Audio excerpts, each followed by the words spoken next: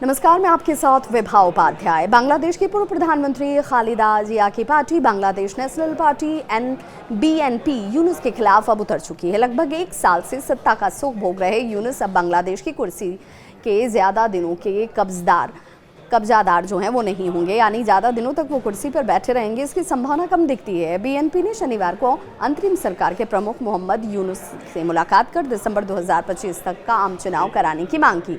साथ ही पार्टी ने विवादास्पद सलाहकारों को मंत्रिपरिषद से हटाने और चुनाव की साफ एक रोड मैप बनाने का भी आग्रह किया। यूनुस लंबे समय से चुनाव से बचते हुए नजर आते हैं, लेकिन शेख हसीना ने तख्तापलट के एक साल पूरे होने से पहले देश में चुनाव कराने की मांग जो है अब वो बढ़ चुकी है। BNP की स्थायी समिति के सदस्य खंदाकर मुशर्रफ हुसैन ने कहा कि हमने सुधार प्रक्रिया को जल्द पूरा कर दिसंबर तक चुनाव कराने की मांग की है।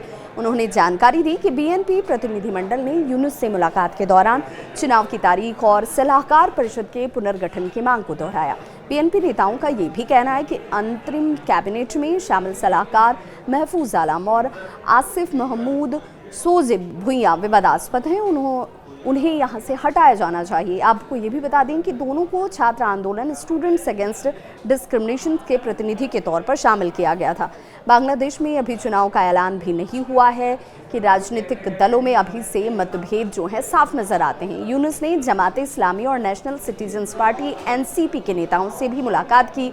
जमात प्रमुख शफीकुर रहमान ने कहा कि उनकी पार्टी ने दो विकल्प दिए हैं, या तो फरवरी 2026 में चुनाव हो यदि सभी सुधार पूरे हो जाएं, या फिर रमजान के बाद चुनाव होने चाहिए। वहीं NCP ने स्थानीय निकाय चुनाव पहले कराने की मांग की, जिसका BNP ने विरोध किया। वहीं यूनुस के इतने विरोध के बाद भी उनके ऑफिस से सब ठीक है का ढोंग जरूर रचा जा रहा है। यूनुस के प्रेस सचिव शफीकुल आलम ने कहा कि सभी प्रमुख राजनीतिक दलों ने निष्पक्ष चुनाव के लिए उनके नेतृत्व में भरोसा जताया है। यूनुस के कार्यालय ने बाद में ये भी कहा कि उनके नेतृत्व ने सभी 3 प्रमुख राजनीतिक दलों का विश्वास लिया है और उन्होंने उनके प्रशासन के तहत स्वतंत्र, निष्पक्ष और शांतिपूर्ण चुनाव के लिए अपना समर्थन व्यक्त किया है।